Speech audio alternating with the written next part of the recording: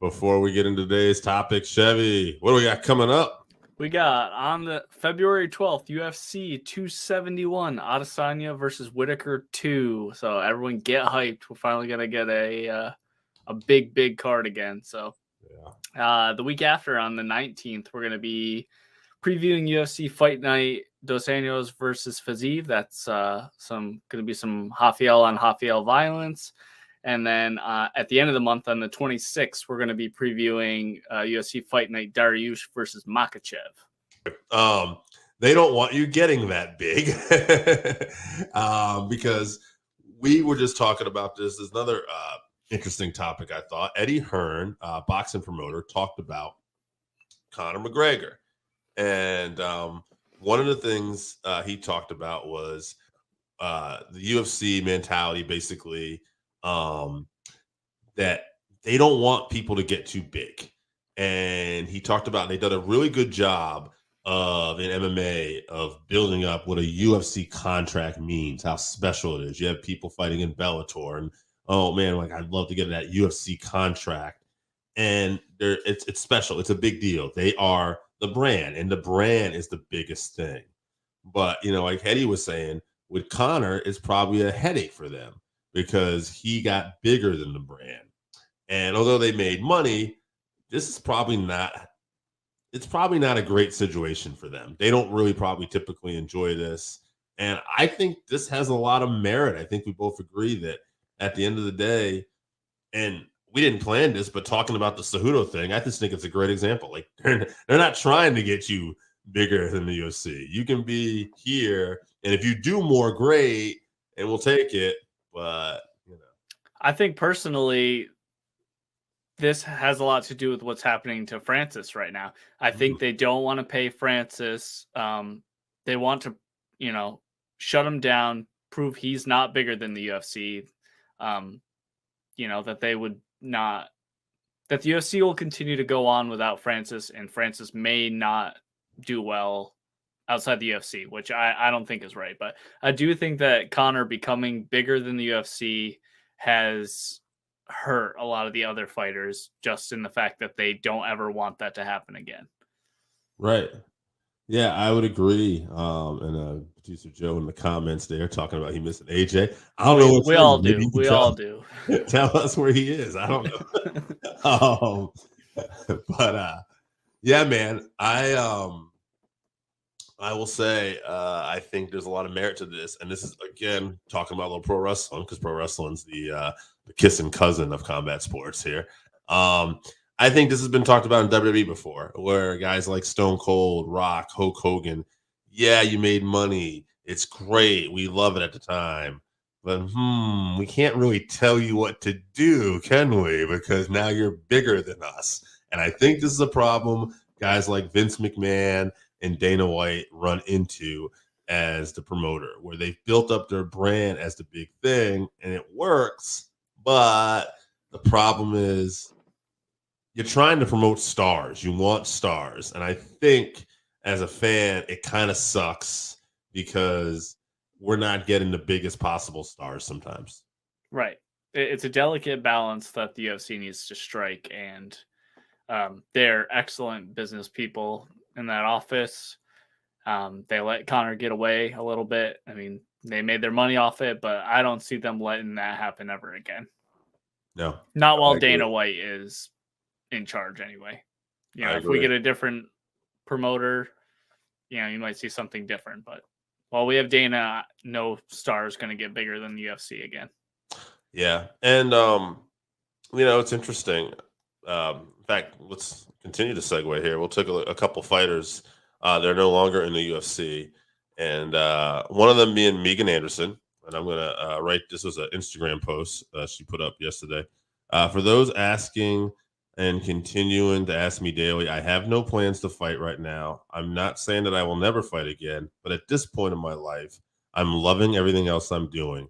From gaming and streaming, working as an analyst for ESPN and Invicta, and currently filming my first major feature film. I couldn't be happier, and fighting really isn't on my mind. I'm currently not affiliated with any gym and not signed to any promotion right now, and I haven't been pursuing a new fight contract. I appreciate the love and interest from everyone. Hoping to see me in the cage again, and hopefully this answers your questions for now. Personally, I thought this was just awesome. It's great for somebody um, who, she has other options, and she's not tied down, and she's not going to just get in the cage, and it's she's in an unfortunate predicament because, again, talking about star power and stuff like that, she was in a weight class that didn't really have stars. You had Cyborg, Amanda Nunes, who jumped up, and that was really about it. Bigger weight classes for women has never been a priority. It is in fairness. Women in MMA is still very new. MMA is still new in the big picture. So women MMA is even newer.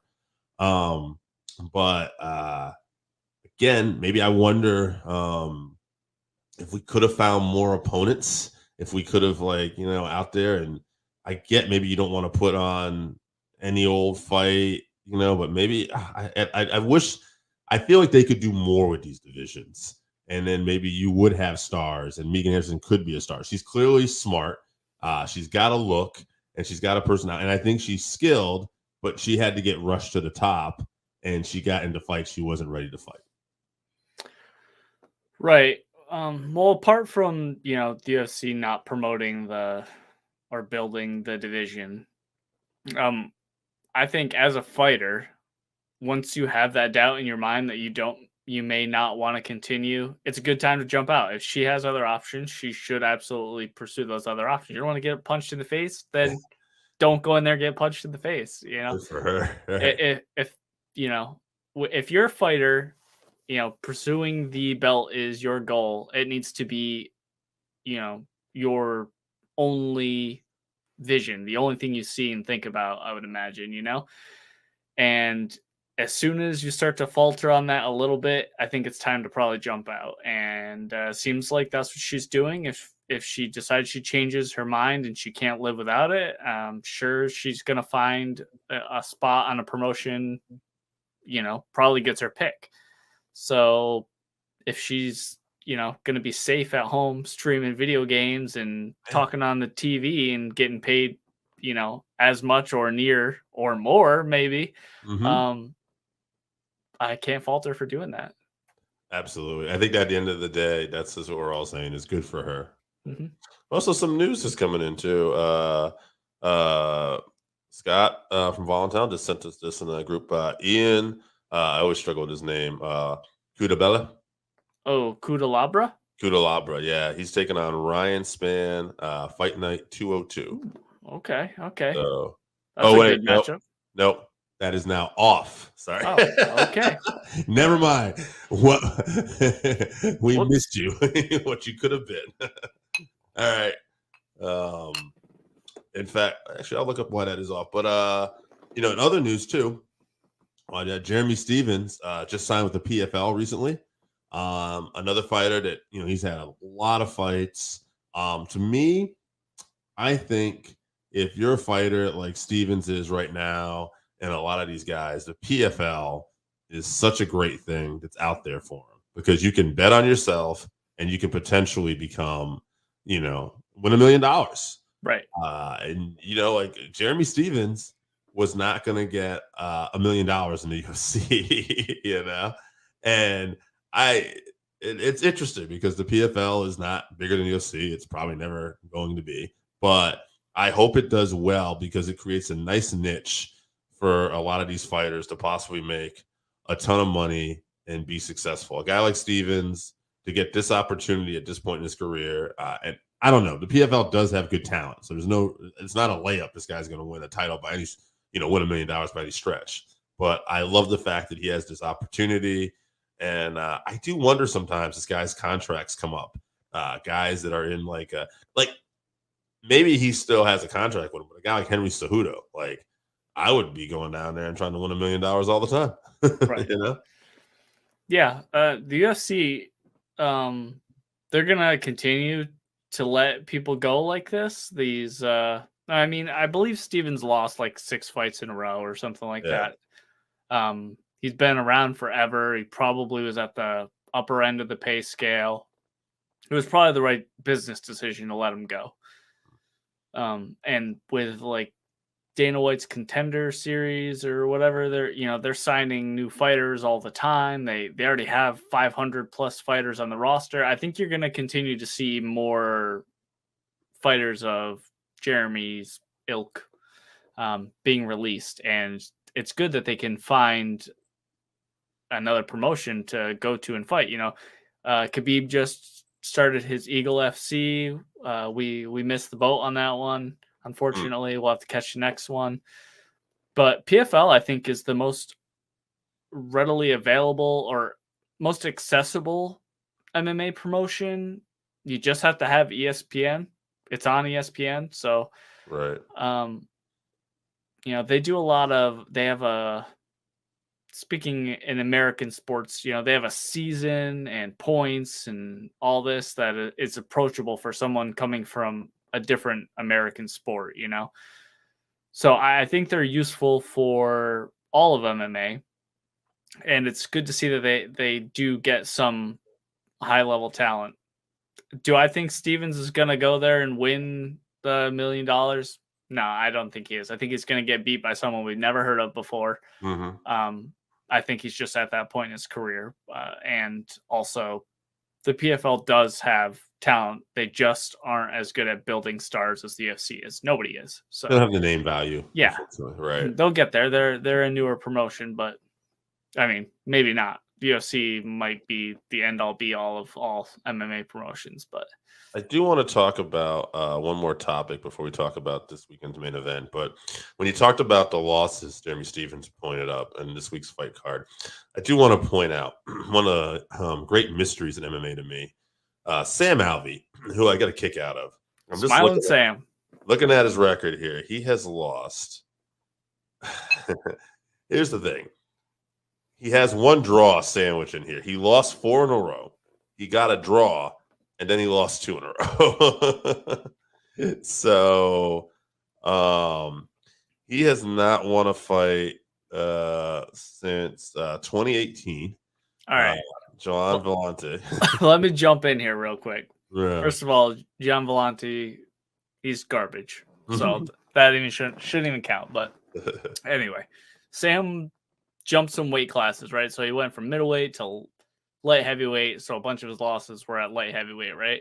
And he went back down to middleweight and had more losses, I think. Yeah. He had a catchweight fight here, a light heavyweight debut that he actually won. And then I think he's been fighting at light heavyweight, it looks like, for a little while. Those were the losses in the draw. He returned to middleweight a couple fights ago, and he got choked out, and then he just had a split decision loss. Right. Look, I'm not telling you, he could maybe pick some better fights and do a better job, but at the end of the day, goddamn, we don't normally keep people after 3 losses in a row. This is incredible. Well, Sam, if you've noticed his fights, he is of that cowboy mentality and will take the short notice fights and jump in and save cards for the UFC. Right. And he doesn't guarantee he does not make as much money as Jeremy Stevens was making.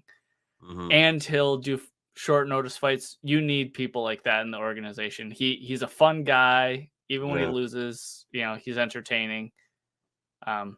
He usually gets finished if he loses. So, that adds excitement to the card. So if you're not paying him that much money, it's good to have someone like that on the UFC or on the roster for the UFC. So I got to imagine if he loses this fight, imagine it's over. Yeah. He's gotten his grace period after his acceptable amount of losses. So if he loses this one, this isn't a short notice fight. So probably they're gonna send him packing.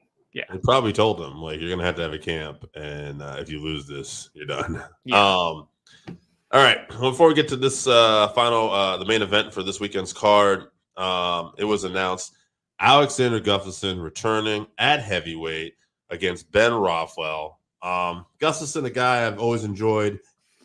Excuse me. He's had these wars with Daniel Cormier and John Jones early on that were just tremendous.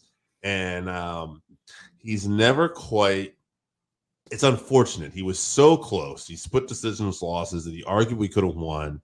and against two of the greatest of all time, and he never quite got there. And he's had other performances like where he fought at heavyweight before against Radum, and he got caught early in a choke, which can happen.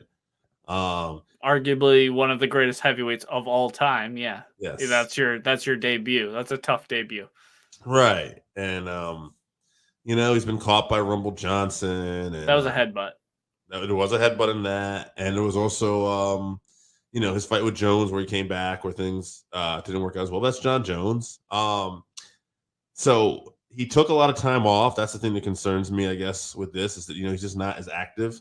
But he's a guy to me that if he doesn't get caught, he can beat a guy like Rothwell. He's got a name. Like, he's a guy that could be exciting for this heavyweight division. I want him to do well. He could, put fresh air. Like Alexander Gustafsson, if he could be at the way he fought at light heavyweight at his peak at heavyweight, which I know might be asking a lot, but if he could, and God, you had Francis Ngannou like under contract still. That's an interesting fight, Like seeing that form of Alexander Gustafsson at heavyweight with the range to be able to keep his distance, able to maybe throw a takedown or two, like that could be an exciting fight. It's by all means, it's fantasy right now. We have to see if Alex can look that good at heavyweight. But man, I just wish this guy had nothing but success because to me, like he was so on the brink of that next level. Right. You remember what he did to our current light heavyweight champion, Glover Teixeira, when he hit him with those 3 consecutive uppercuts. I mean, his boxing is, top level in MMA. And if he can gain a little bit more power moving up to heavyweight, but keep his movement because he has good footwork too. If he can keep that speed and put on a few more pounds, a little bit more power, his takedown defense is good. He can perform takedowns himself if he needs to change levels and mix up the fight. But I think he could be a problem at heavyweight. He just needs to find some consistency. That's all. And stay healthy, all the things he struggled with. He has been unlucky, as you say, though. If he was, Brennan Schaub has said this before, I believe, but if he was in any other era where he wasn't with DC and John Jones, we're all calling him the greatest light heavyweight of all time, So yeah, unlucky guy. I wish him nothing but the best. He is one of my favorite fighters of all time. I love Gus. I hope he can do this. I think Rothwell is a tough matchup for him, though. He's just the toughest guy, Rothwell. He's durable. He's powerful. He's okay on the ground. He's very good on the ground. Yeah. So I just think it's again for Gustafsson. I don't know on his team who is like, yeah, this is a good matchup for us, but right. he only fights killers. So yeah, I think it's a tough matchup. I do hope he wins. I like Rothwell as well, but I do want to see Gus, like you said, maybe make the heavyweight division his new home and become a big name and a star in the division. 35 years old. The time is now if he can. Heavyweight, yeah, that's your prime at heavyweight. So right. Well, he's had time. Some people are good with the time off. I hope he is. Hope so. All right, let's get into this main event this weekend: Strickland versus Hermansson. Hermansson. He has had some interesting fights. He just beat Edmund Sebastian, who was a big prospect. He's been on a bit of a slide lately, though, right? Yeah, he lost to Marvin before that. He beat Gaston before that. He lost to Jared Cannonier before that. But then he beat Alligator Man, Souza, Brent. So he was on a tear, but he lost a couple here and there. Strickland has won four in a row, right? He took some time off, and then he came back, and he's won his last 4 in a row, I think. Yeah, Strickland has actually won 5 in a row. 5. And there was 2 finishes, but then the decisions were Jotko, Uriah Hall, and Jack Marshman. So all tough guys to finish. Right, that Uriah Hall win is a big win for him. because Uriah was on a streak as well. Yes. So Yeah. I mean, I think these are two, um, really good contenders. Like, I think that the winner of this could be near a middleweight championship match. I do think you got guys like Jared Brunson. Kinnear before them, Brunson. Mm-hmm. But I mean, I think these guys are definitely in the discussion. It's funny, yeah. Strickland's more on a tear, but Hermanson, I think, very good on the ground, and I think he presents some potential problems if he can get Strickland on the ground.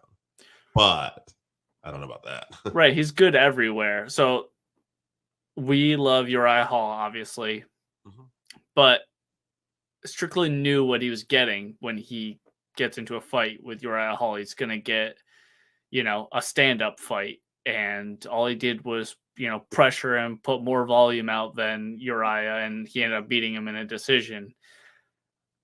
Hermanson's a little bit different. He's better, he's well-rounded, and so Strickland has to be prepared for takedowns and for a stand-up war if Jack wants to keep it there. So just having to worry about that extra little bit, I think makes a big difference. I'm pretty sure that Strickland is the favorite in this fight, although it might be like a slight favorite or whatever. They're next to each other in the rankings. Hermanson actually outranks him. He's 6 and Strickland is 7. But Strickland was low and has rocketed up recently. Yeah.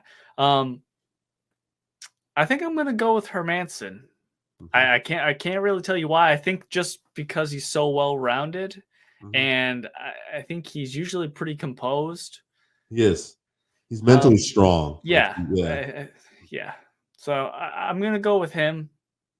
Maybe catches him late with a submission or something. I'm not going to argue this. I was actually leaning towards Hermanson too. It's interesting because I think Strickland is the potential bigger star. Yeah. I think he's more comfortable on the mic.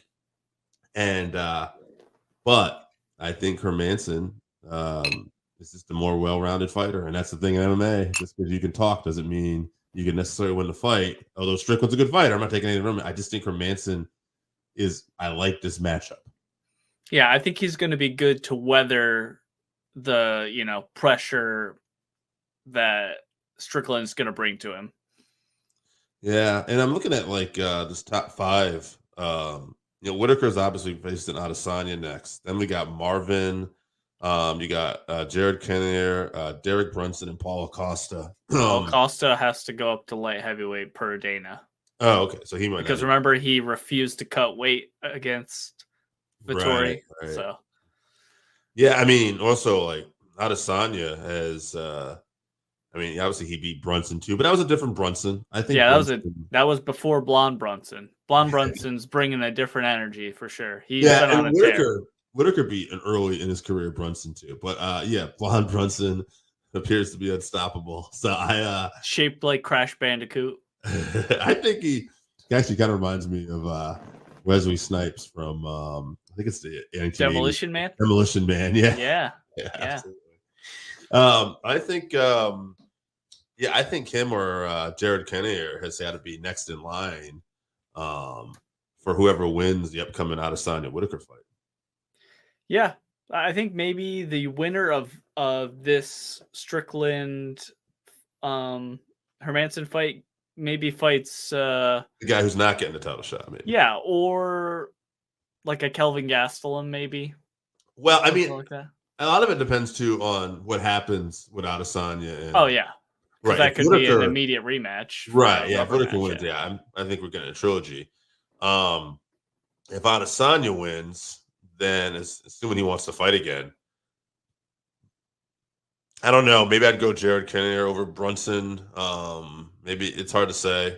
And the winner, like I said, of this fight would probably face whoever's not getting the title shot. But if Whitaker is fighting, then actually I could see the winner of this fight in Marvin too. And then you could do Kinnear versus Brunson and have kind of like a, top contenders go at it. Which is always fun. Think if Adesanya wins, I think you're going to see Brunson next. They have a little bit of heat. Yeah. Brunson's been calling him out since, he's started this run. He looks like a completely different fighter, so you can kind of build the fight. I would imagine Brunson probably gets the fight. Do you see Hermanson has said that he thinks he's a problem for Adesanya stylistically? Everyone You, says that. yeah, they do. That's what I say. Do you agree? Yeah, ideally, but I don't. The only one who's really taken him down was Chan at light heavyweight. Right. No one has been able to institute their game plan. So until I see someone actually, all these people could do this, could do that, but no one ever seems to be able to do it. We'll see. Whitaker, I imagine, is going to fight this fight much smarter than he did the last one. I bet you see him go for a lot of takedowns and kicking Izzy's legs a lot. If he can do that and, actually do it and get a win that way, I think you're going to see other people not quite as afraid of Izzy, and there's a blueprint to beat him. Yeah. Not that they'd be able to implement the same game plan that someone the skill level of Whitaker could do, but I think there'll be a blueprint if he could accomplish that. I agree. I think Whitaker is an interesting. I know we're going to talk about this next week, but he's an interesting fighter in the sense that it's hard to tell right now with the pandemic. But that's the one thing about MMA. Like Whitaker is a star in Australia. Mm-hmm. So, you try to book fight cards, stuff like that. So, he might not have that pay-per-view quality, but they can fill out an arena in Australia and they can get a big box office down there. Whitaker's happy with that. And he's also a really smart fighter. He doesn't really get into people's games too often.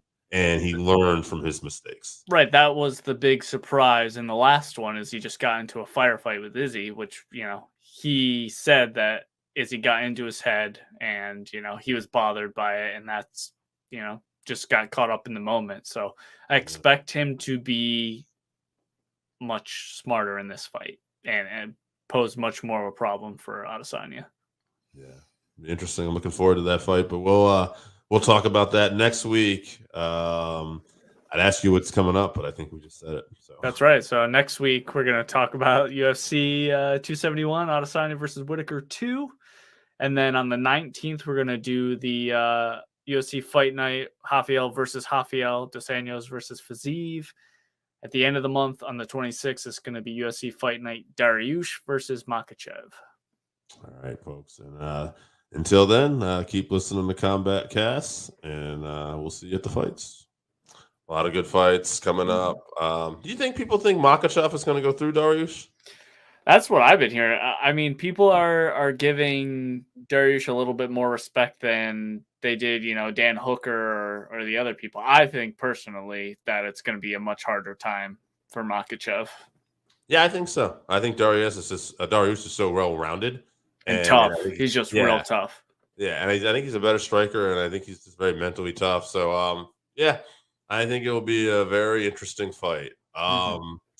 But yeah, man, this card this weekend, I know you want to talk about some fights before we get to the main card. Why don't we do that first? Why don't you tell us about some other fights to look out for? I just want to shout out on the early prelims. Alexander Hernandez is fighting Renato Moicano. I think that's going to be a very good fight. If it wasn't on the early prelims, it's a contender for fight of the night. So if you guys are free early on, I would definitely try to watch that one. I think it's going to be a good fight. Is there any other prelim fights too? I thought there was another one you were talking about. So that was the early prelims. Yeah. And then on the regular prelims, we're going to be looking, Dave and I are recording from Connecticut. So we like to look out for the Connecticut guys, i.e. Glover and this newcomer, William Knight. He just fought Alonzo Metafield in a fight where he ended up coming back after getting rocked early and won a decision. He's fighting Max Grishin, who his last fight was last year. I think it was in February last year, and he lost to Dustin Jacoby, who's no slouch. But I think that'll be a good fight, a good second fight for William Knight. So looking forward to that one. And then obviously, we'll get into it a little bit more, but Roxanne Modafferi, this is going to be her retirement fight against Courtney Casey.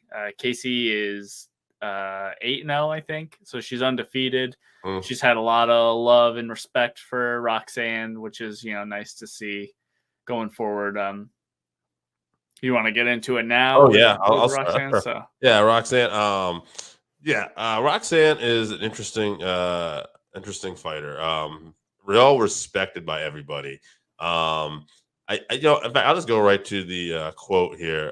There's a lot of people that said some really nice things about her this weekend. But Shayna Baszler, MMA star, now working for WWE, she had this quote, and I thought it was perfect. She's a martial artist, and I think you can argue that she's not the best fighter today, but she is the best martial artist that there is out there today, for sure. That she is definitely someone you point out at the show to show all your fighters you're teaching. That's how you should be. And I think that's what it is. She's just the ultimate class act. She's only had nice things to say about everybody. She's never rude. In fact, I remember one time she got a win over Macy Barber, and Macy kind of was trying to be, she was trying to apparently, be like, a gracious loser, but she kind of hijacked the interview a little bit, I thought, at the time. And whether she meant to or not, but Roxy just let her talk. It was so supportive, and it was like should have been. And it's just like that's just the kind of girl she is. Like she's just a decent all around human being. She's been fighting for a long time, and I think she helped open a lot of doors for other women. A lot of women give her credit for getting her started. Actually, the article I want to say is on like MMAfighting.com, and there's other quotes, and they put up an Instagram post. That's what I was reading from. And even in the comments, the one of the first ones you see is Roxanne. Great article, guys. Thank you so much. She's just that way. So super respectful to everybody. She's fun. Fun is a great adjective for her. Yeah. But she's she'll be gracious no matter what. And that's a tough fight to go on your way out to right now, though. Courtney Casey is definitely a top prospect. So for sure. Yeah, I mean, Roxanne's lost 4 out of her last 6, but her wins were over Andrea Lee, Macy Barber, like you said, and Antonia Shevchenko, Valentina's sister. Yeah. So those are, good fighters. So she stopped people that are. Well, she's beaten people that are up and coming, so it's not outside the realm of possibility that she gets this win over Courtney, but she's definitely not the favorite. No, not at all. And I don't, I don't see her getting the win. It's not out of the normal possibility, but I just don't see that happening. But you never know. She's definitely. I didn't think she was going to beat Macy Barber at the time. So she's always, if anything, she's always game and she's always ready to fight. Mm-hmm. So, shall we get right to the main card? Well, also the headlining the prelims is Arlovsky. So you never want to skip over Arlovsky. He's a legend. He just won't go away. He's 4-1 in his last 5 fights, even though he's 43 years old. He's fighting Jared Vandera, who's coming off the Contender Series. He's 1-2 since signing, but he beat Justin Taffa, who's a tough, power puncher. He's also the fighter that just broke the record for being the first fighter to miss weight at heavyweight. Oh, yeah. Justin Taffa is not Jared, but that's a good fight to keep an eye out for. Arlovsky, I don't know how many more years he's going to be doing it, but he's still doing pretty well. So 43 years old. Jared got fight of the night for that, and that guy missed weight. So at heavyweight, Jared actually got, if I remember correctly how it works, he got his purse. He got his bonus too. Yeah. He got the whole bonus. So I think you don't expect that. Yeah, at heavyweight. Yeah. Yeah. Any other fights at prelims? I see Alex Perez and Matt Schnell. That should be a good one too. That should be a good fight too. Yep. I think that's really evenly contested, so you might get a 3-round war on that one too. Yeah. I like Alex Perez a lot. We'll see how that goes, but Matt, they're both pretty good. Yeah, pretty even. All right. I'm not even gonna pick a winner. I don't want to now. I was like, yeah. I mean, this card I got opening up. It looks like oh man, I always struggle with this guy's name, but it's Bobby Green. Nazrat Hapcrast. Yeah. Hackrast. Hapcrast. We just call him Baby Bumblebee because he looks like a smaller Kelvin Gastelum. And he has had a fight of the night. He's had a performance of the night. He's 13-4 in the UFC. I'm sorry, he's 13-4 overall. He's 5-3 in the UFC. He's got 9 KOs. He's 26 years old, which I just want to point that out. Bobby Green, who's 35, but he has a submission of the night, performance of the night, fight of the night 3 times. Bobby's overall record, I actually don't have it in front of me right now, but Bobby has got like 10 knockouts on his resume, 8 submissions. Okay, so he's got like 28 wins overall. But what I thought was interesting about Bobby is he fought 5 times in 2020. He fought twice last year. Before that, if you look, he only fought once in 2018, once in 2019. So Bobby's been more active as his career has gotten on. He slowed down a little bit last year compared to 2020, but he probably needed to do that. I am very interested. I feel like I like Bobby Green in this fight. I don't think he's necessarily the favorite, but I think he's just I like the activity, and he's had so many quality fighters. I just think it's interesting the age thing because he is a little bit older, so he is a little more beat up. So maybe that'll play a part. But I think he's durable. I like Green. I'll say he gets a late finish, a 3rd round finish here. I'm gonna agree with you. Okay. So Bobby Green, he's very slick. Like his defense is very crisp. I feel like he doesn't get hit too often. He doesn't really engage in wars, and I feel like that's where Nazrat really shines. Is in a war. Right. So. And he does tend to get a little bit wild. I'm high on Nazrat in the future, but I think at this point between these two guys, I'm going to go with Bobby Green. Also, I think he just has more ways to get it done. He's more well-rounded.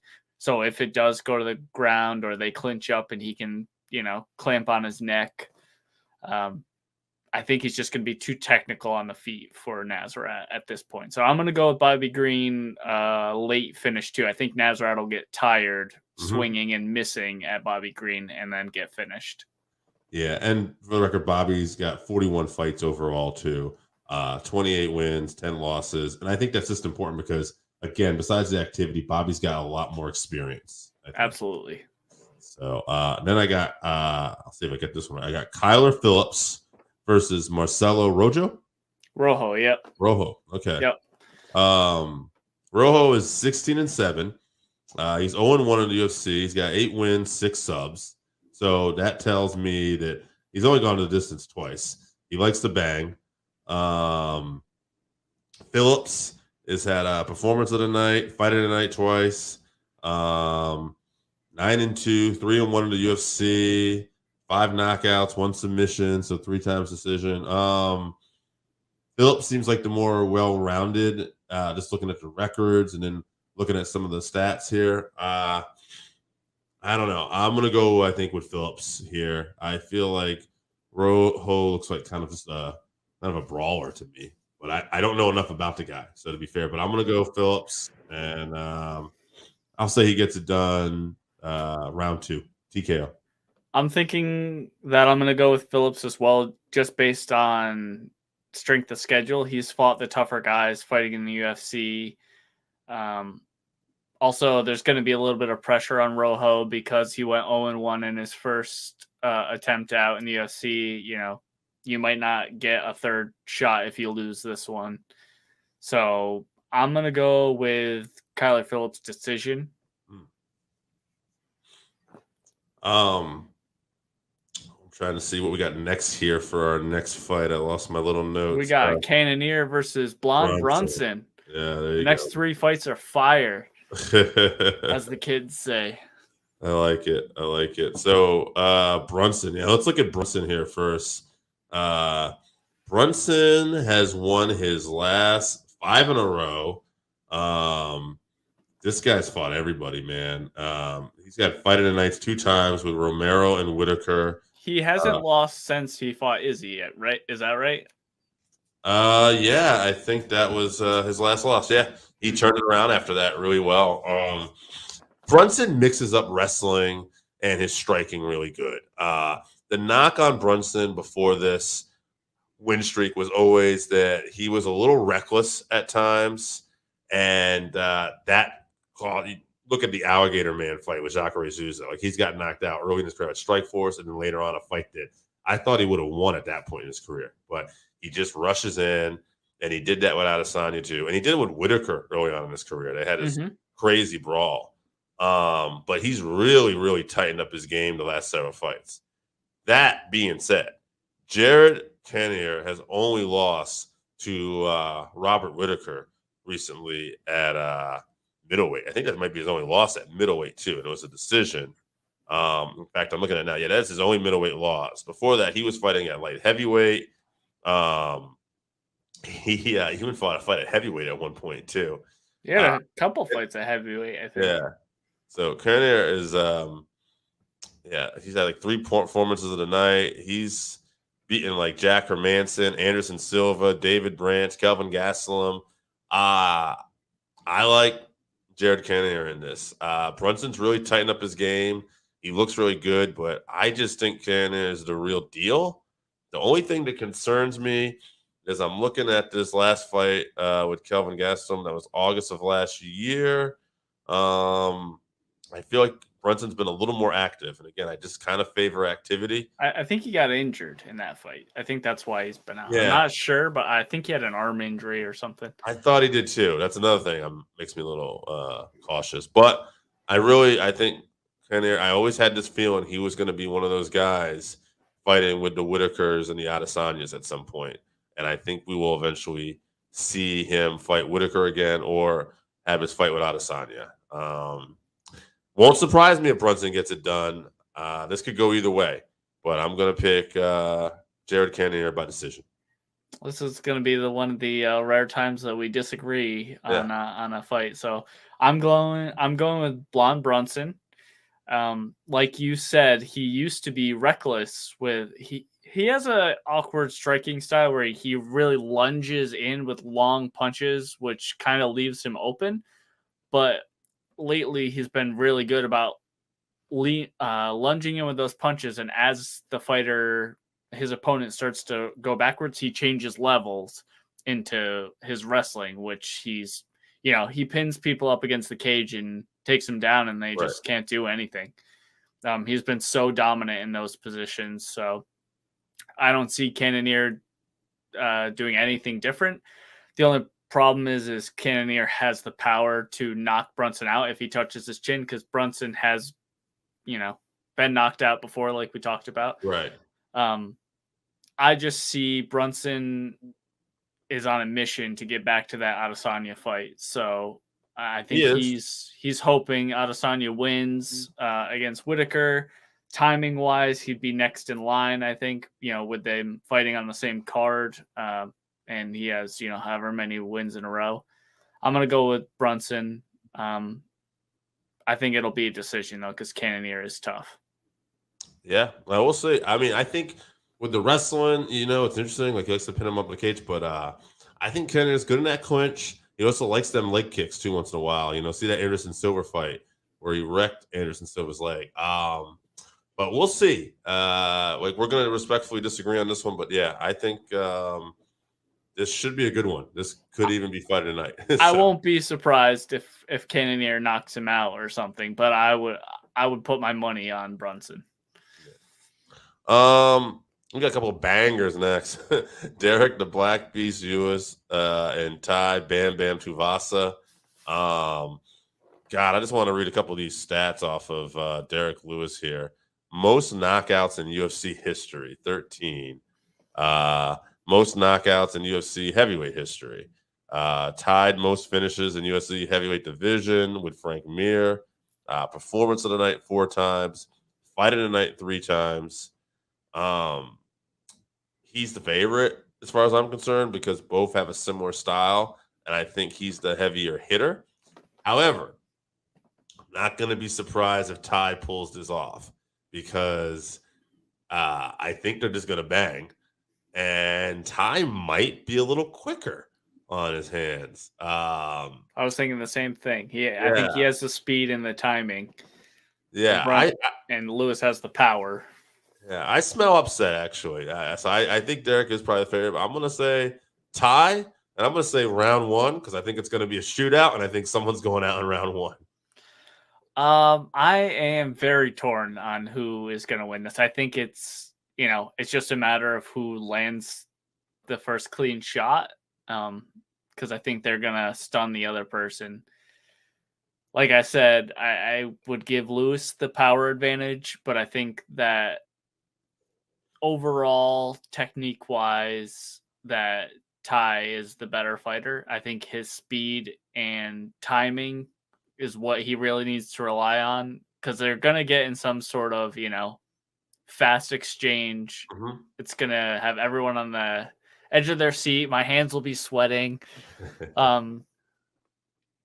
Yeah, I don't know. Are we gonna get a shoey at the end or some awesome fucking promo from Black Beast about how his balls are hot or something? I don't know. I'm gonna go with Lewis. I love both guys, but I kind of want Ty to go on to possibly be champion. Lewis doesn't really seem like he is interested, but unfortunately, I think I'm gonna go with Lewis, even though I'd prefer Ty to win.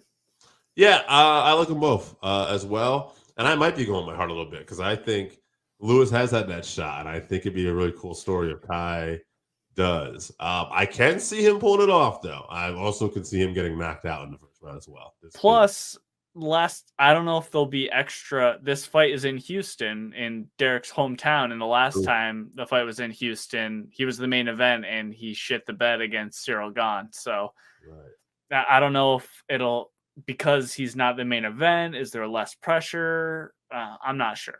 That makes me feel bad. I don't know if I want to lose now, but I made my prediction. I'll stick with it. All right, main event time. Man, I'm looking at Robert Whittaker, some of his stuff here. Former UFC middleweight champion, interim UFC middleweight champion, the first champion out of Australia, Ultimate Fighter Smashes winner. That was I believe it was Australia and UK. I'm not sure, but basically it was an Ultimate Fighter competition out there, and he won. He had knockout of the season. He's had fight of the night 5 times, performance of the night 3 times. And then we got Izzy, kickboxing champion, now the UFC middleweight champion. I believe he had a couple boxing fights too. Has anybody rose up the ranks quicker than Izzy Stylebender? I mean, Adesanya. I mean, this is crazy. I know Stylebender smoked him in the first fight, and I see some people online saying this ain't. Some people are really are kind of agreeing with us and saying this is going to be high level technique, and then I see some fans that are like, no, Izzy's just going to smoke him, and I say, I don't think so. I think Robert Whittaker is so much smarter than that, and I think he's going to have a great game plan. Does it work? We'll see. Chevy said last week, I think we're going to see Whittaker try to use some wrestling, but Adesanya constantly improving. Great takedown defense as it is.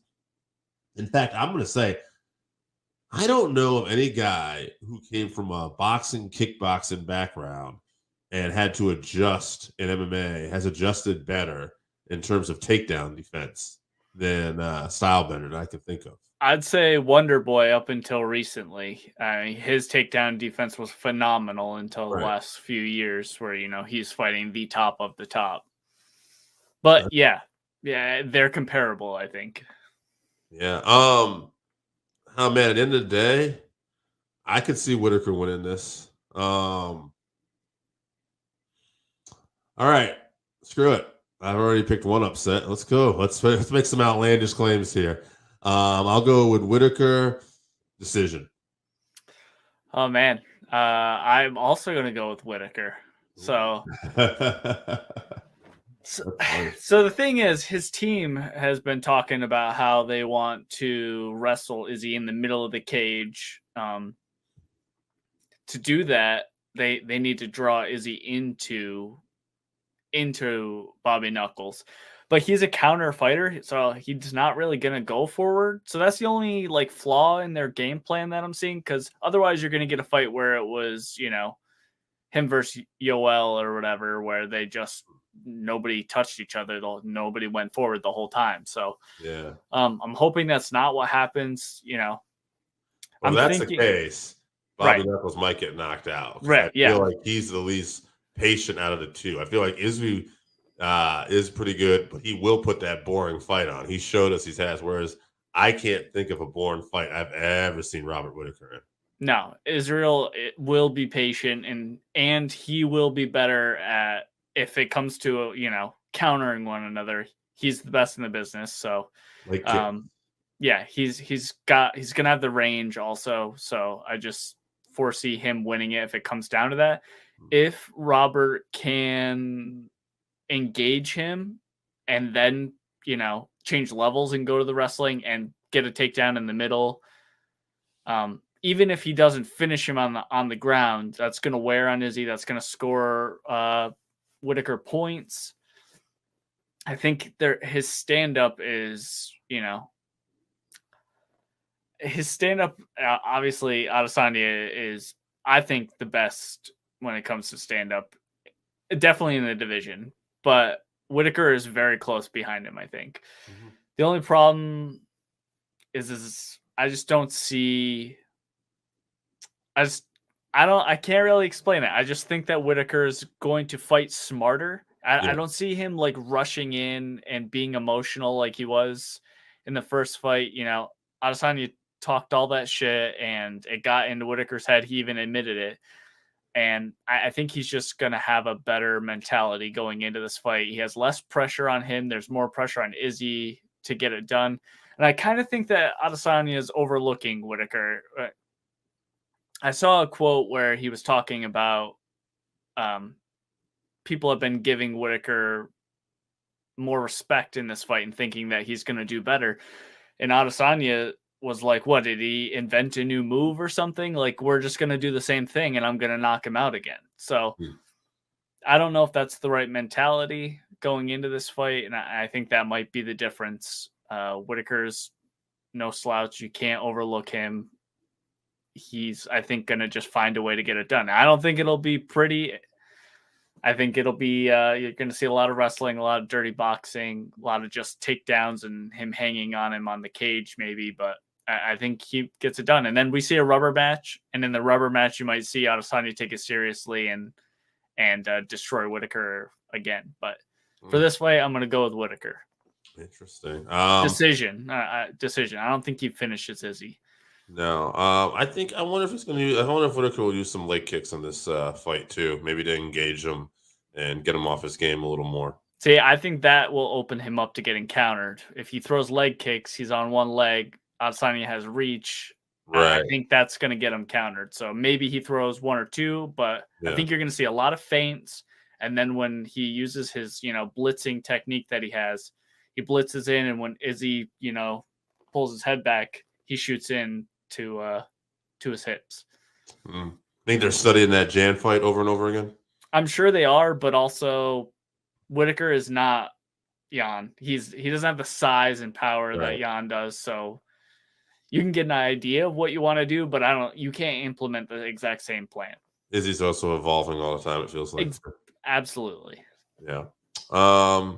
Man, you picked Whitaker, but in that process, you kind of made me feel like I should pick Stylebender. I know. I am torn. I wouldn't be surprised if Stylebender won. If I just think it's a mentality thing, which he could be saying one thing and thinking another. Yeah. So. Yeah. All right. Well, we made our predictions. Banger of a fight. Looking forward to this card this weekend. Great card. And actually, I think I'll even say the main event will end up being fight of the night too. I think these guys turn it up. We'll see though. Chevy, we're coming off the heels of UFC 271. I think we're going to talk about that today, the upcoming fight night. But what else we got coming up? We have on February 26th, we're going to talk about UFC Fight Night. It's going to be Bobby Green now stepping in for Dariush versus Makhachev. We'll talk about that. On March 5th, we have UFC 272 Covington versus Masvidal. That's going to be a huge pay-per-view. I'm interested in what kind of numbers that's going to do. March 12th, we have UFC Fight Night Santos versus Akhlenev Magomed. His name's Magomed. And then March 19th, we have UFC Fight Night Volkov versus Aspinall. All right. That one's going to be in London. Back, they're open again. So, okay. Going overseas, it'll be an early card. I wonder if we'll get some boxing. Maybe Anthony Joshua will be headlining some cards. I don't know if they're. I mean, this is at the O2 Arena. So let's open. Before we go ahead, let's go back a little bit. Let's talk about UFC 271. Before we talk about this main card, I'll just bring up a couple undercard fights and anything else you want to talk about. Andre Arlovski continues the Defy Time. I mean, they're not like, he's not beating top-ranked guys, world beaters, but he's looking good and at this point does deserve a top fight, I think, with somebody. Casey O'Neill got the job done in Roxanne Modafferi's last fight. Roxanne went out scrappy, but Casey did what she was supposed to do. Other than that, Kyler Phillips got a triangle armbar. Mm-hmm. And I don't know. Anything else you want to talk about on this undercard here? No. So that's it. Fuck off. No, I mean, I guess that's about covers it. I know there was a hell of a fight somewhere in here too. Yeah, there was a fight early on where they got blood all over the place. So unfortunately, I missed that one. I think it was Douglas Silva Andrade picked up a win. If we had Carne Asada on here, he would know all about that one. He was in our DMs. He was telling us. Yeah. The main card, which maybe we'll tilt two birds in one stone. Let's take this one at a time because we're going to talk a little bit about this guy. Bobby Green defeats Nasrat Haqparast. I always seem to fuck this name up. Sure. Haqparast. Haqparast. Yes. Haqparast. So Bobby Green looks impressive. Very. As our man Cran was saying, a lot of the shots he was getting he was really rolling off the shoulder. And I heard somebody comment that Bobby Green might be the most efficient fighter at making punchers kind of roll off his shoulder. Regardless, he looked good and he looked a lot quicker. And I thought this was a big win for him. Yeah, defensively, he was amazing because Nasrat, he's a very good fighter. I think this was just a bit too much of a jump for him, but he really got outclassed by Bobby Green. Like you were saying, his defense is amazing. Also, his cardio, because not only is he, rolling, all that body movement to dodge those punches, but he's also talking shit the entire time, which doesn't leave a lot of time for breathing. So, shout out to Bobby Green. That was an impressive win. I thought that was, he knocked out Al in his last fight, but I think this was even more impressive than that. And he's not a young man either. He's in his, mid-30s. He looks like he's in his prime. Yeah, and the Al thing, I think Al just didn't look like he wanted to fight that night too. So that was definitely part of it. Yeah, this guy looked game. So as we mentioned earlier too, when we brought this up, Islam Makhachev was supposed to fight Beneil Dariush. Dariush is injured. Main event. That was kind of being looked at as a number one contender fight, and the winner was going to go on to meet the upcoming Charles Oliveira, Justin Gaethje world title fight. Mm-hmm. Now Bobby Green, who John Anik was saying this guy deserves a fight night main event. And I thought, cool, we'll see him against a ranked guy. Well, I didn't know we were going to go this high. And now it's looking like a catchweight fight. So me and you were talking a little bit after this. Now, neither one of us think this is probably not going to be Bobby's fight. It's a short notice. against a dominant wrestler. But I like to talk about the what if a little bit because strange things happen in martial arts, and I'm just thinking if Bobby Green pulls this victory off, especially if he gets a finish and knocks him out, like I feel like he's going to skip the line, and not skip the line to get a title shot, but he might jump into like a number one or number two guy, like in a main event. I think he's going to jump up in rankings, and he might end up fighting Darius or something. I don't know. What do you think happens if Bobby can pull this off? I mean, if he knocks out Makhachev, he is on a streak and a roll, and he is, getting on, and he is a great sell. So I don't think it's outside the realm of possibility that he could get a title shot. I don't see that happening just because 155 is a log jam up there, and there's so much talent. I don't know what's going on with Poirier. I kind of feel like Poirier's ascended to, a Diaz Connor level where he's only going to take big money fights or title fights kind of thing, or he'll just bounce. Right. But that might be a good one if he won. I don't think that'll happen, but yeah, Bobby maybe owes Poirier one too. Poirier finished him a while back before Bobby went on that tear. Yeah, I guess too, what's interesting too is if you ask me, I don't think Bobby gets this done. I think it's a bad style matchup and the short notice. But if you ask me how Bobby wins this fight, if he wins, I think it's going to be a finish. Like, I think it's going to be something where he catches it. So I guess that's where I think that's the most interesting part, because I think that's also what's going to get people noticed here. I agree with you because I don't see him. He's not going to win on the ground. So it's possible he outclasses Makhachev on the feet, but Makhachev is an intelligent fighter, and if he starts to lose on the feet, he's just going to go for takedowns, and he's Dagestani out of Khabib's camp, so he's basically unstoppable when it comes to takedowns. So I think that's probably what we're going to see. I think you'll see Islam. He has a bit of an ego when it comes to his striking, I think. He wants to prove that he can do it, which he can.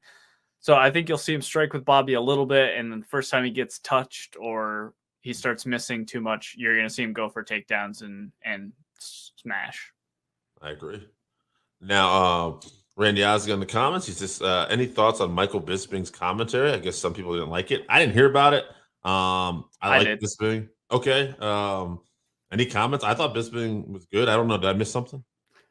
People are haters. So they were saying that he was too biased for Adesanya in that title fight, because a lot of people thought that Whitaker won that fight.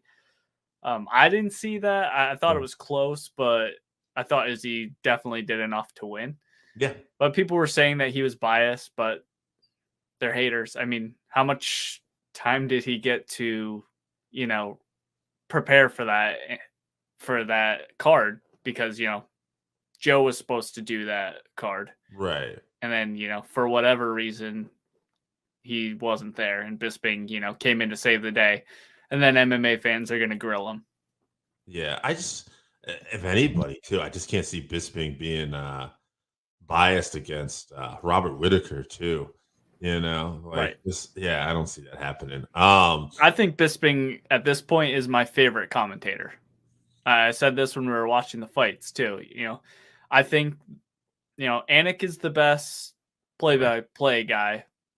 And as far as color guys go, I like Bisping and Felder together, more than I like Rogan and DC, just because I think, for me, it's obviously a personal preference, but for me, I like the balance between the professionalism, the Dominic Cruz-esque professionalism, and the DC, laughing and jokingness. Right. It gets to be a little bit too much for me. I would like to focus on the fights, but right, he provides. I love them all, but I think that's the best balance.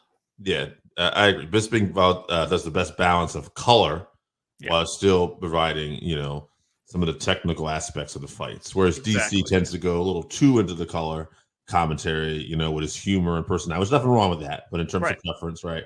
And then you got Cruz, who seems to be basically just all about the breakdown. Right, X's and O's. Yep. Right. Whereas Bisping kind of walks that line. Mhm. Next fight we had was Hanato Makano. Try that Oh one. no, yes. He got the victory with a rear naked choke over Alex Hernandez. Impressive performance. I thought he looked really good here and he's been looking really good at lightweight. Maybe if Bobby Green loses, this could be a fight he ends up taking. Both very quick. Hanato seems to be more. I kind of like him in that fight just because his submission game. Yeah, that might be a good one. I think Bobby and will get a higher ranked opponent than Moicano after this, whether he wins or loses, just because he's doing the UFC a favor at this point, saving this card. I don't think Moicano is ranked high enough to get that fight, but I think it would be a good fight. Mm-hmm. What do you think?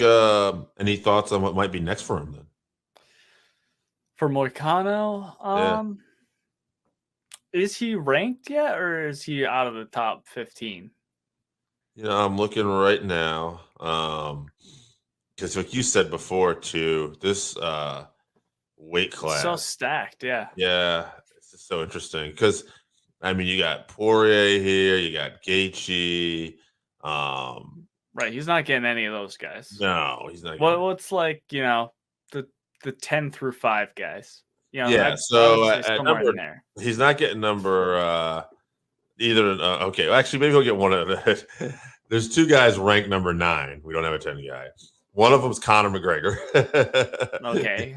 The other one is Gregor Gillespie. Okay. After that, we got Rafael Fiziev, Armin Shakinkan. I do not know his name. I just 2 of them I don't know. And then there's Brad Riddell and Diego Fiera. Oh, you might see a Brad Riddell or a Fiera. Yeah, I could see a Gillespie too. Yeah, Fiera definitely. Yeah. Number 8 was Dan Hooker. That might be a little bit out of right, his but right. He might be going back down to featherweight though, right? Yeah, maybe. Yeah, You're staying at featherweight. I don't know. We don't know what's going on with him. Middleweight, Jared Cannonier versus Derek Brunson. I thought Cannonier would pull. We disagreed on this one a bit, but I thought Jared would get the victory. And it's funny though because I say that, but Brunson looked fucking amazing when this thing started. He was doing what he did to everybody. He was shutting them down. He was putting up against the fence like you said he would. He was doing this right, and then Cannonier just comes out and just hits him like around with a big shot. That's all it takes. Starts to put it on him, and he gets it done. Did Derek maybe just empty the gas tank a little too much here? And for Jared Cannonier, is he next in line? Yeah, I think that was a contributing factor for sure. Was he had gotten a little bit tired because his movement early on was good, and then he had slowed down a little bit, and you can't get caught by Cannonier because that's what happens. Also, I don't remember who the ref was in that fight, but they definitely didn't stop it fast enough. Brunson took a few elbows where his head was bouncing off the canvas that were unwarranted. I thought, he got. I mean, I believe his team actually threw the towel in as the fight was being stopped. So MMA teams never stop fights. So if they're throwing in the towel, the ref is taking too long to stop the fight. So Brunson said he's got one more and then he's done. So I'm not sure what that fight's going to be for him. Hopefully they give him a favorable matchup. His last little run was good. I think it's a good time for him to probably hang it up. Cannonier, I think he's probably going to get the title shot against Izzy. Called for it. Dana gave him the thumbs up, which means absolutely nothing. But I think Adesanya wants that fight, and that's what really matters. Yeah, if he's done, I mean, maybe a Jack or Manson or somebody coming off a loss as well could be a good one for Brunson. I do think Jared will get that fight because I don't think there's any other real options here. Sean Strickland is hanging out at number 5. Brunson is 4. Marvin Vettori is 3. Whitaker at 1. So when you look at Adesanya's kind of beaten everybody here, but Cannonier and Strickland in that top 5. And Jared outranking him coming off the professional performance. I feel like you have to go with that right now. Right. But man, that makes me think Sean Strickland's kind of hanging out there a little bit too. Yeah, you could see a Strickland, maybe a Brunson Strickland. Who knows? Yeah. Who knows what they're gonna do? I wouldn't want to make that fight though if Brunson's potentially getting out. Then you just take out one of your contenders too. Yeah. Maybe a Brunson versus Darren Till when Darren Till comes back. Yep. I don't know if he has a fight lined up, but I think Brunson actually beat Till in one of his last performances. Did he? His recent run. So so when he was smashing people, Brunson, that was one of them was Till. So yeah, it probably wouldn't be Darren, but maybe Marvin Vittori. You know. Yeah. Marvin probably got to work his way back up. He'll probably got to do something. Yeah. Someone has to a definition. Someone has to have a definitive win to make a claim for the next title shot after Cannoniers. Absolutely. Heavyweights, man. Tai Tuivasa, Derek Lewis. We were pulling for Tai, not because we love some Derek Lewis, but we thought, man, it'd be nice to see Tai potentially maybe slip into a heavyweight championship competition. And boy, he did just that. And he took some shots in the beginning, had some good clinch work. And then, those right hands, a big elbow. Woo! I was impressed with this performance. Yeah, it got me, that got me out of my chair up screaming. That was I thought for sure he was done when he was bent over with his head next to the cage and Derek was just uppercutting him over and over. I mean, for him to take those shots and not go out is amazing because we've never seen anyone take shots like that from Derek Lewis. He's just such a likable guy, Tai. Yeah. He's the most charismatic heavyweight we have for sure. I'd love to see him go on. I don't know if he has all the technical skills, to be a heavyweight champion, to beat a Francis or a Cyril Gane. I think he's going to get an opportunity at one of them sooner rather than later. Yeah.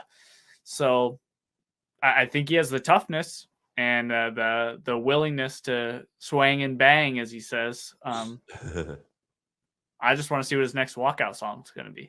Yeah. And number 3 and the 2 guys ahead of him are Cyril Gane and Stipe Miocic. God, if Francis is gone, wouldn't it be something? Stipe and Tai for the vacant heavyweight title. It is a possibility. Yeah. I think that one be a tough matchup for Tai just because of the technical ability. I agree completely, but I will say this. When you're looking at these guys with Cyril Gane and everything like that too, Stipe, because of the long layoff and having been hit, coming off that knockout. And he's older. This might be the one you want. Yeah. Because you're not getting any gimmies at this point. And right behind you was Curtis Blades, who will love the ragdoll. Well, you don't want that one either. Yeah. So so I don't know. Stipe, bigger name. And with the time off, might be the guy you might lean towards there. But either way, he's probably going to be the underdog, and it's an uphill battle. But congrats in the meantime, and man, I'm enjoying this ride right now with Tai Tuivasa. For sure. And then we had the main event, Stylebender versus Whitaker. Technical fight. I think we were right. I think Whitaker did end up using his wrestling a little more, made it more competitive, but I think in the early on in round 1, Stylebender hurt that leg a little bit, and I think that was the difference really in the fight. I don't think Whitaker was able to execute his game plan as much as he would have liked to. I think I even heard his coach say one of the things they thought he would have gone for broke a little bit more. I thought he was a little conservative. But if he thought he was winning the fight, it makes sense why. If his team thought he needed to go for broke more, I didn't hear them saying that in the corner, in between rounds. He did use his wrestling a little bit more, but he wasn't really able to hold Stylebender down and do any damage whenever he did take him down. I mean, he took him down in the middle of the cage. Stylebender got up and Whitaker got on his back and was, close to locking in a rear naked choke, but ended up getting scraped off. I think that was more a show of Stylebender's defensive grappling than it was of Whitaker's, wrestling. Yeah, I agree, and I think. What do you think? Before we get to this week's card, what about the potential matchup of Stylebender and Jared Cannonier? I think at the end of the day, Stylebender is just going to be the favorite over anybody. Do you think Jared Cannonier presents any problems? I feel like the thing with Jared Cannonier is he's got some big shots, but Stylebender is such a world class striker, and I don't know. I don't like the matchup actually for Jared Cannonier. I think Stylebender's just. I think he's got him stylistically almost every area. Right. Cannonier's never faced anyone like Adesanya, but Adesanya has seen 100 Cannoniers, Yeah.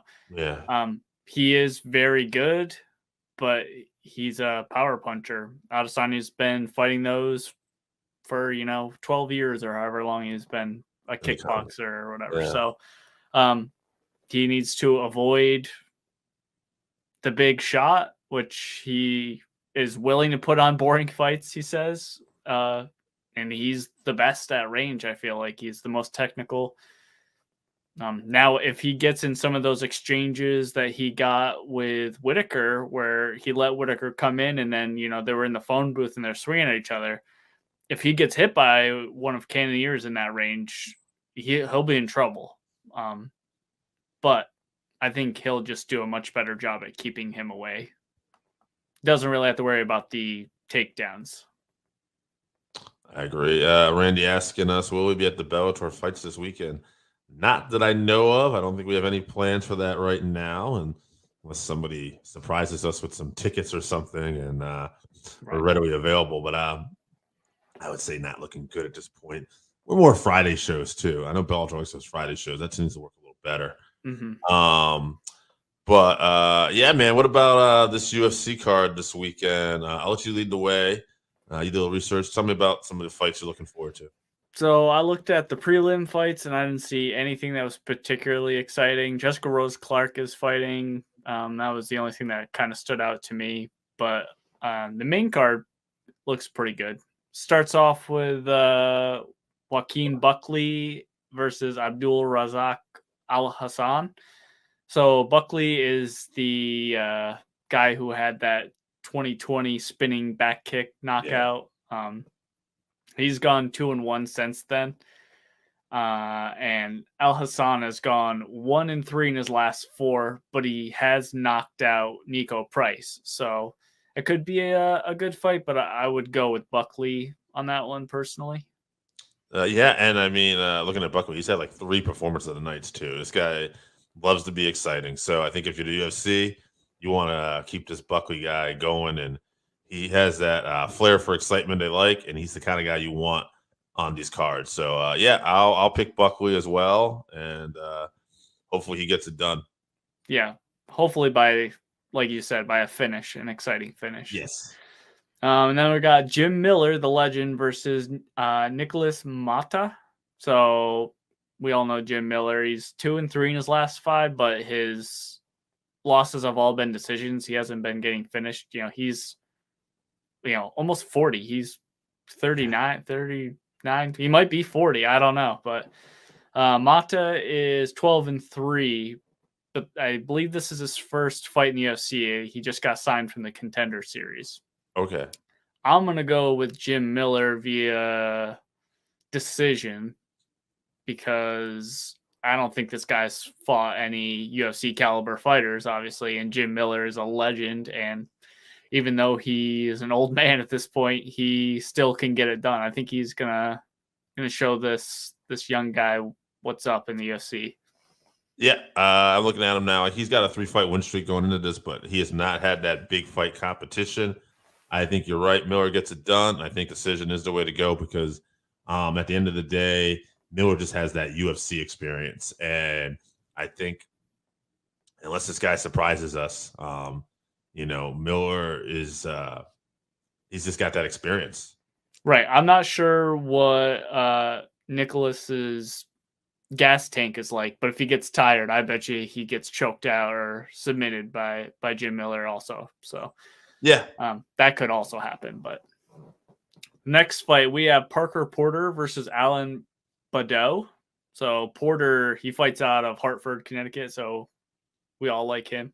Yeah. This is a heavyweight fight. So Parker's 11-6. He's been 2-1 since he got to the UFC, but his one loss is to Chris Daukaus. So that's not really a knock at heavyweight, especially to lose to someone like Daukaus. He was knocking everyone out before he got stopped by Black Beast. So Badeau, he's 8-2. He's 0-1 in the UFC. He has a KO loss to Tom Aspinall. Yeah. But he also has a no contest.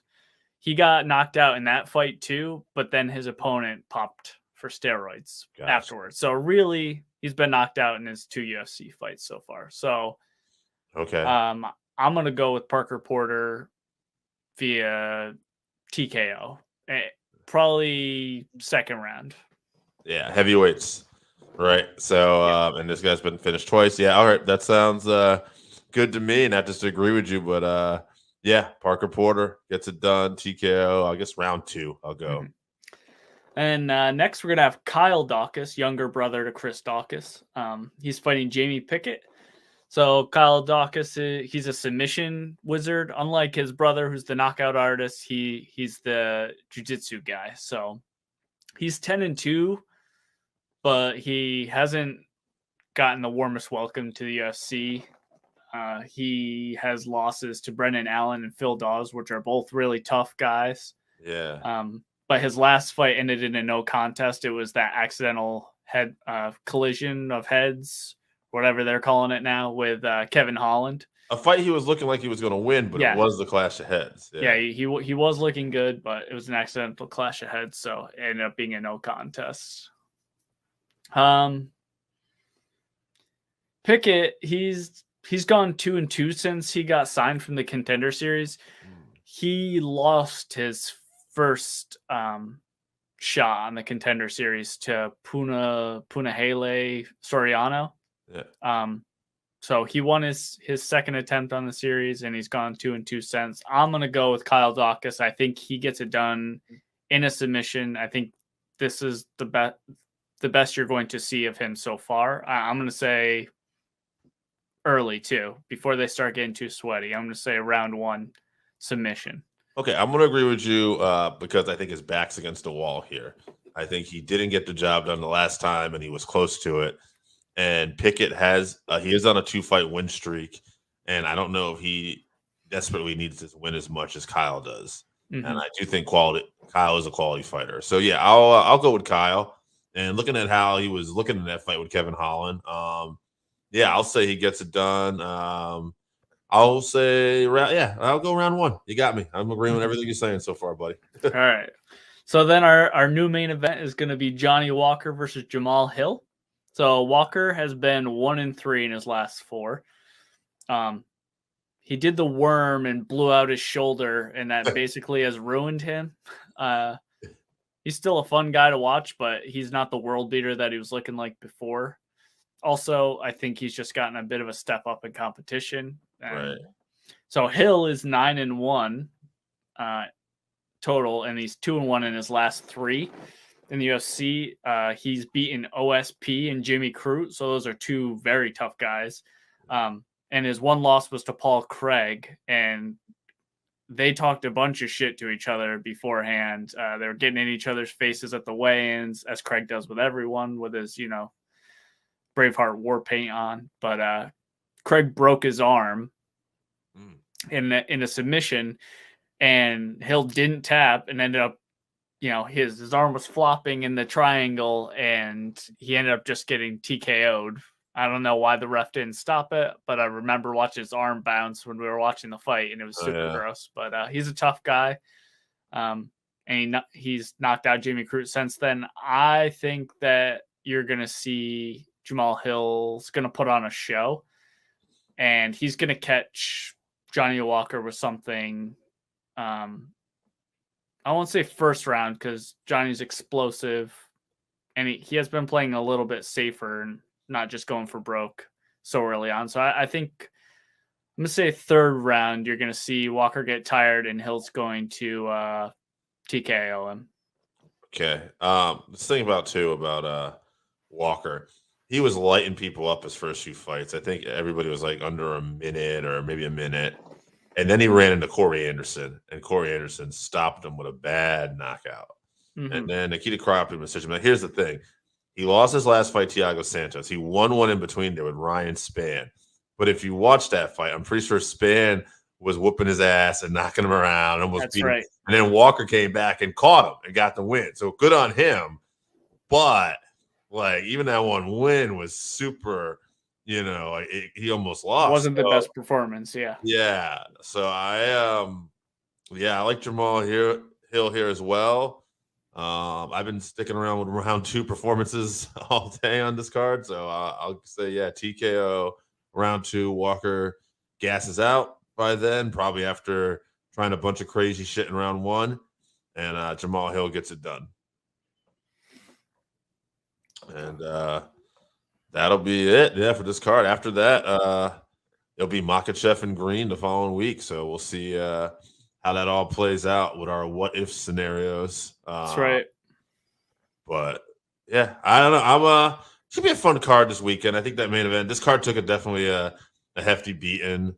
It's interesting. I was just looking at, like, after Makhachev Green is Covington, Masvidal. It's a great card, and I'm excited with the fights. But, man, it's going to be probably April until we see a UFC title actually defended, huh?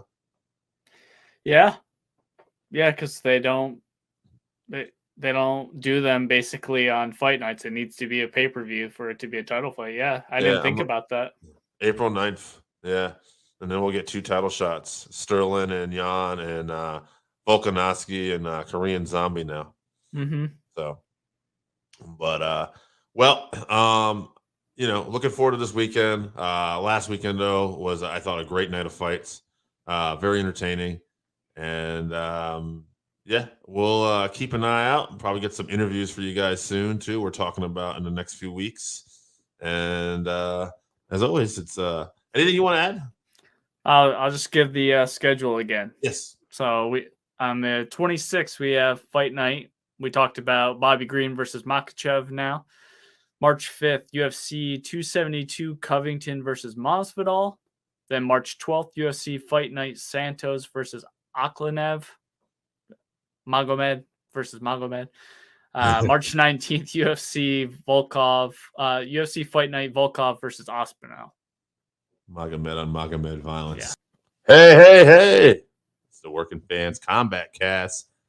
And Sheva Rooney, let's tell them what we got coming up before we get started with today. All right. Next week, that is going to be March 5th.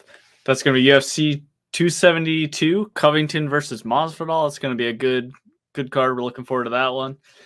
Then it's going to be March 12th, UFC Fight Night Santos versus Ankalaev. I think I said that right this time, Ankalaev.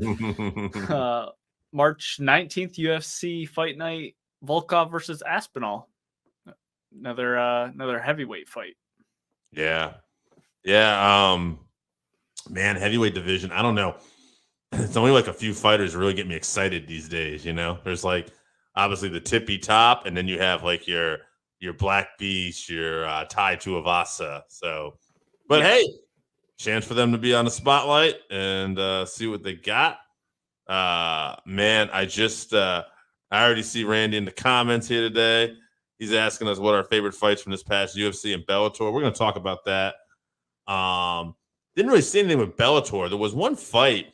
God, I don't know if you saw it, I highlighted it, but somebody got kicked in the ribs. They broke a whole bunch of their ribs, right? Yeah. Yeah. Ouch. Yeah. It was a very busy weekend. For me as a pro wrestling fan, there was a WWE show on in the afternoon. Then at night, there was an Impact show. There was a GCW. It was like all these different shows. And then with Combat Sports, there was a boxing event somewhere. Bellator, like Randy said, UFC, and bare knuckle fighting. And congrats to a couple guys I saw got the victory. Mike Perry Mm-hmm. got the victory. He brought a bat to the press conference I saw ahead of time. Yep, sure did. Mike hasn't changed much, and Nope. I was really happy to see Chad Mendez pick up the victory. I've always liked Chad Mendez, and hopefully this goes well for him. I'm never excited about former UFC guys going to bare knuckle, but Chad is still a pretty great athlete, and it's not like he got knocked out too much. He's had a few here and there, but I Right. think obviously his strong suit was always wrestling, but he could box.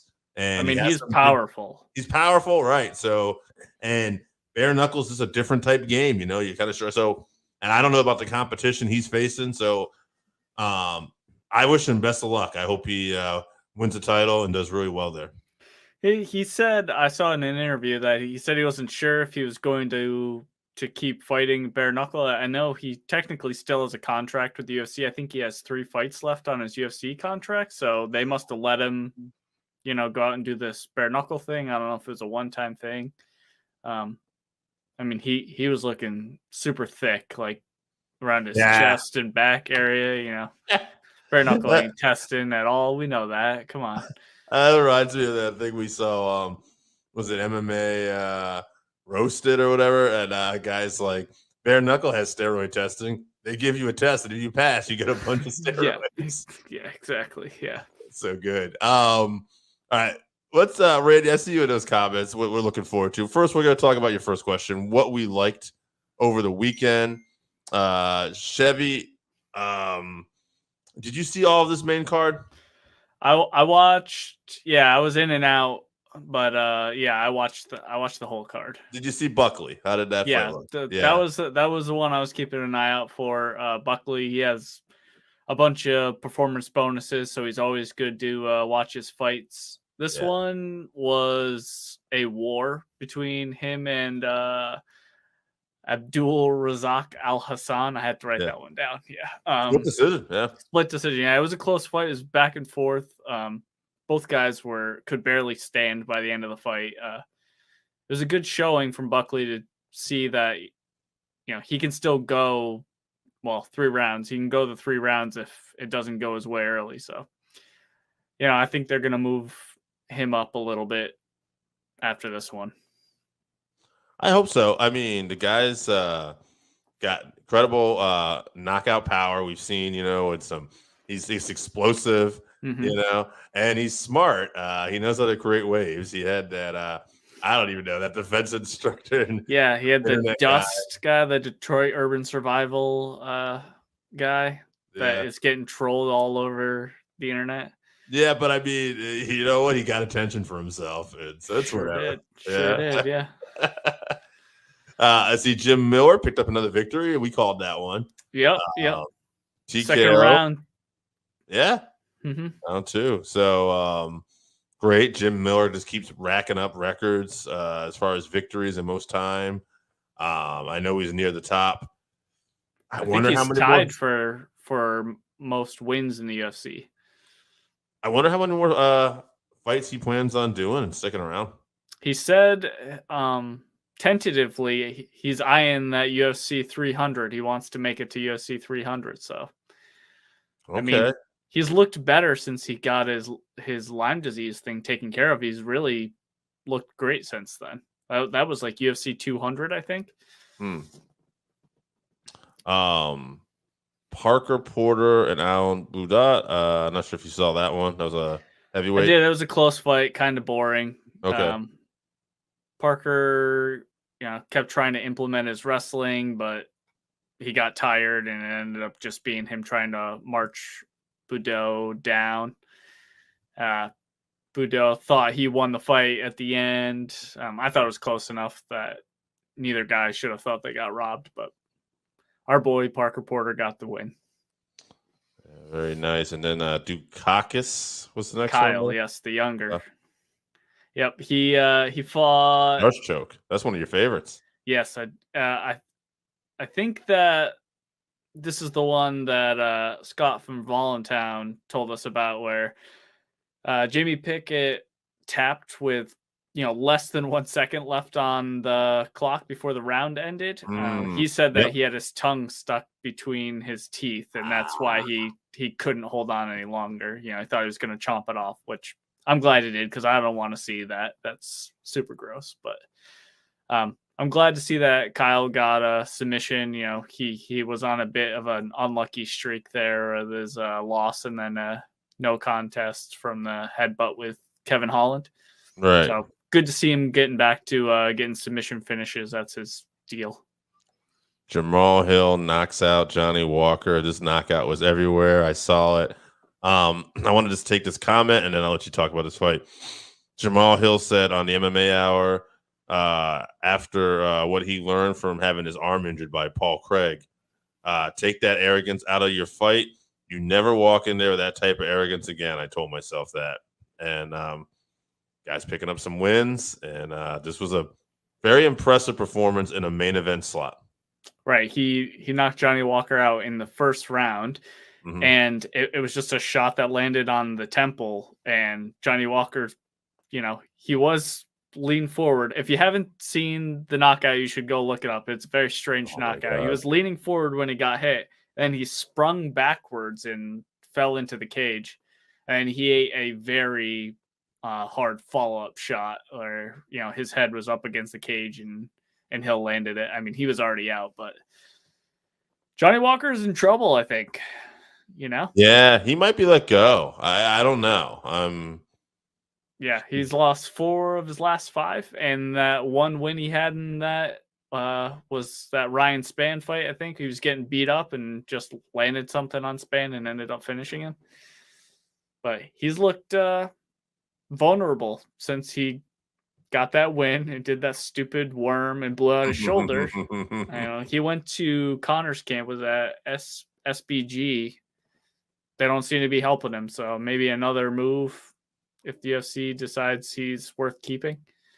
Yeah, or another move anyway, just to freshen up. I mean, if you plan on still fighting MMA, you want to get better.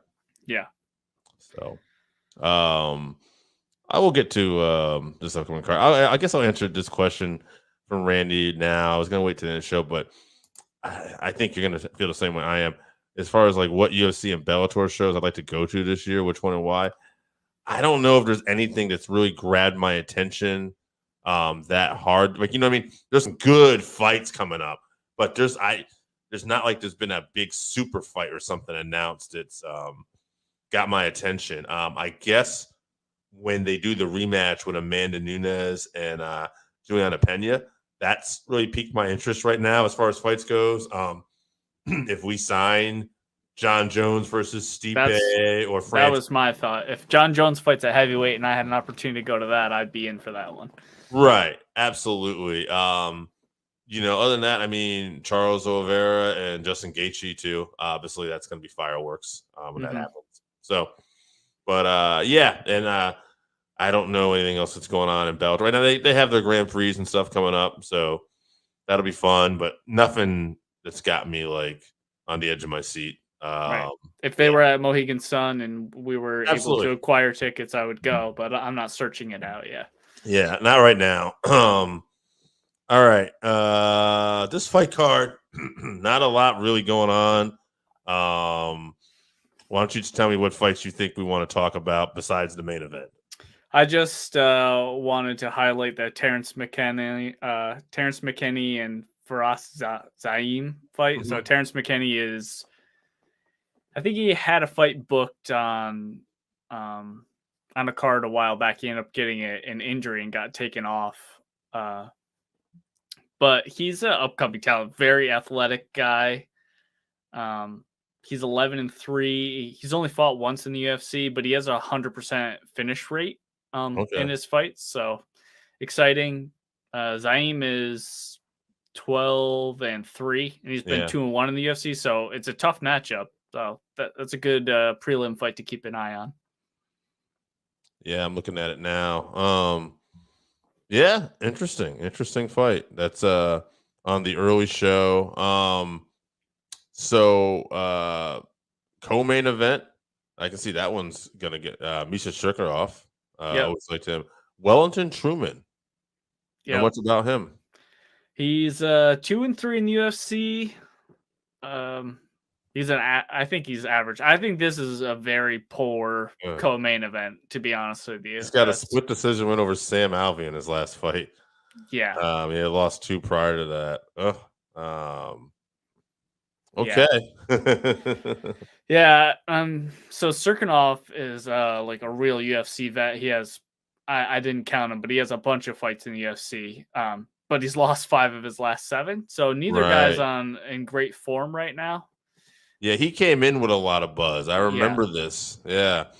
He had beaten Krylov, Kudalaba. Yep. Some early wins, yeah, and then lost to Oldsamir. He was one of the original guys that got KO'd by Volkan. Yeah, when No Time became a thing. That was it, yeah.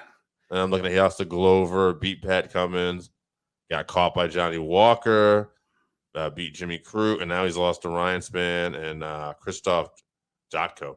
Yep. That was a split decision. All right. I'm going to go with Wellington only because he's like 10 years younger. And Serkinov, he is, mid-30s, I think. So, and that is literally the only reason. I'm going to go with Serkinov because he didn't get a split decision win over Alvey, who's on a 5-6 fight losing streak or whatever that was. So, and since I know the guy likes to bang, I'll say he gets a finish round 2. I think we're going to get punished with a decision, a boring one. Perhaps. Sorry guys, we're not a fan of this card. But I am a fan of this main event. Mm-hmm.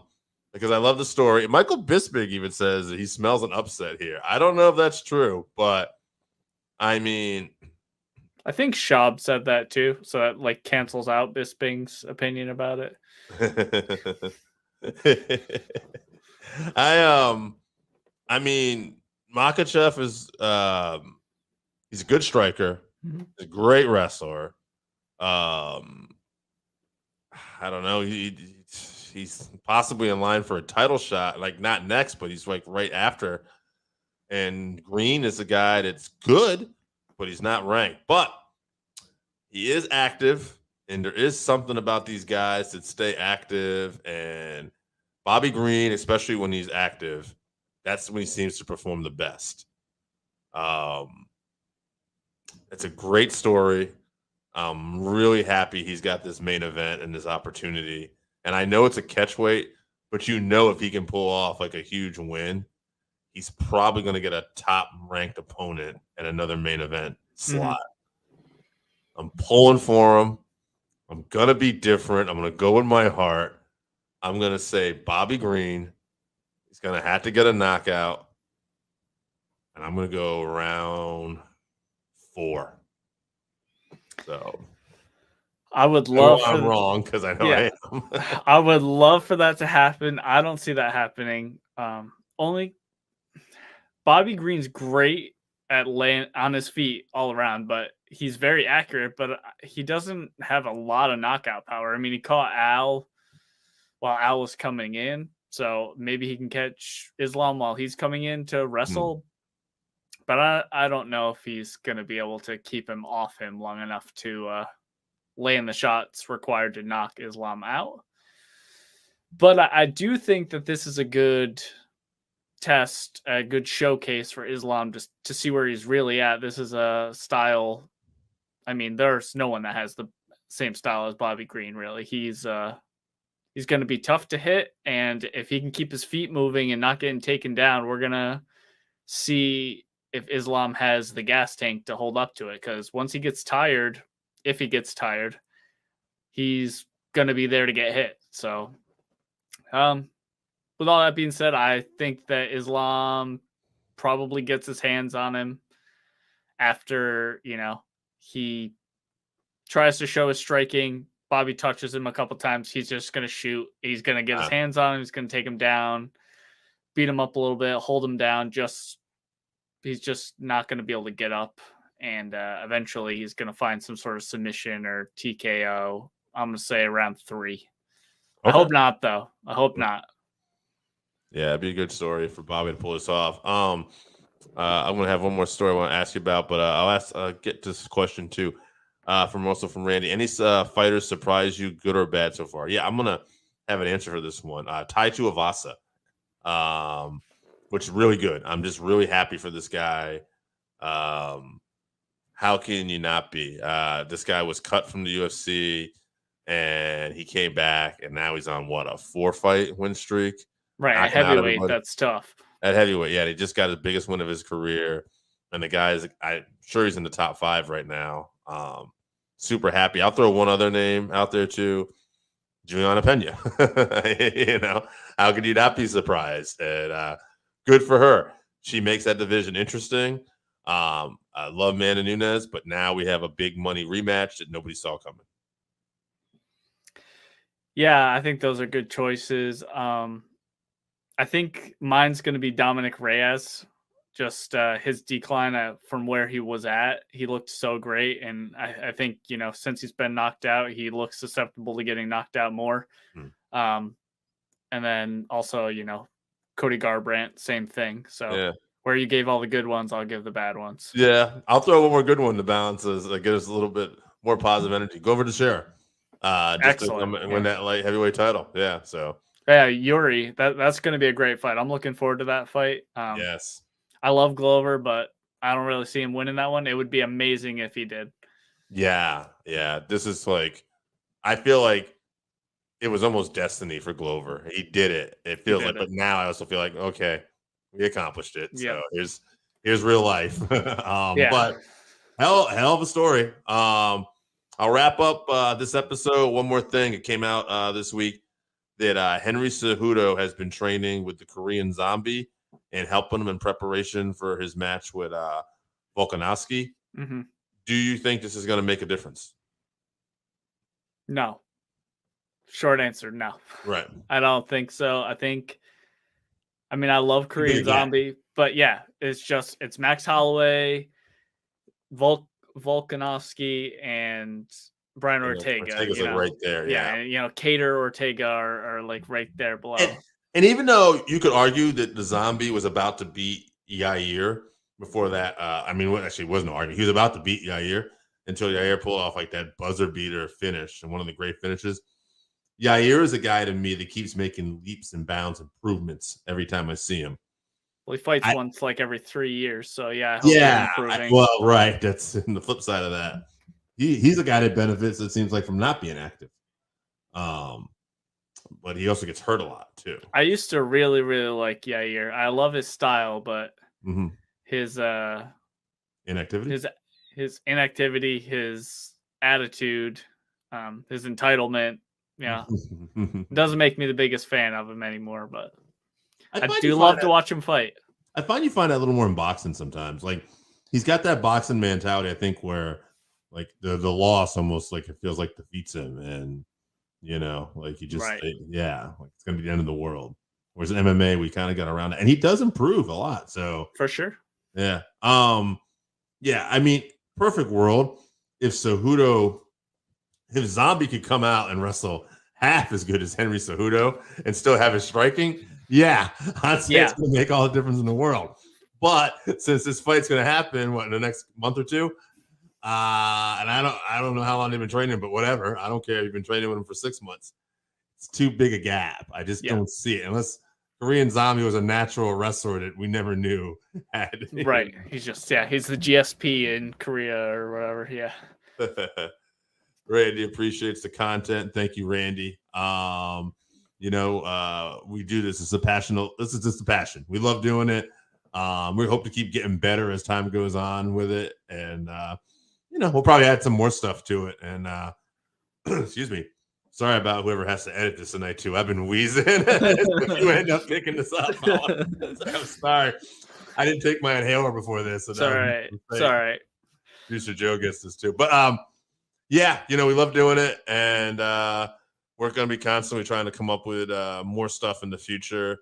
I've been doing the daily content with a lot of pro wrestling. There might be some MMA stuff. I mentioned the Bobby Green stuff today on it. Mm-hmm. So see how we evolve. Chevy, I know. You might see me drinking alone. Yeah, a few videos. So we'll see. We'll figure some stuff out. Before we get out of here, though, bring it back to Bellator. I just want to mention middleweight championship fight is this weekend in Dublin. It's going to be Gegard Mousasi versus Austin Vanderford. That's Paige Van Zandt's husband. Yeah. He's 11-0.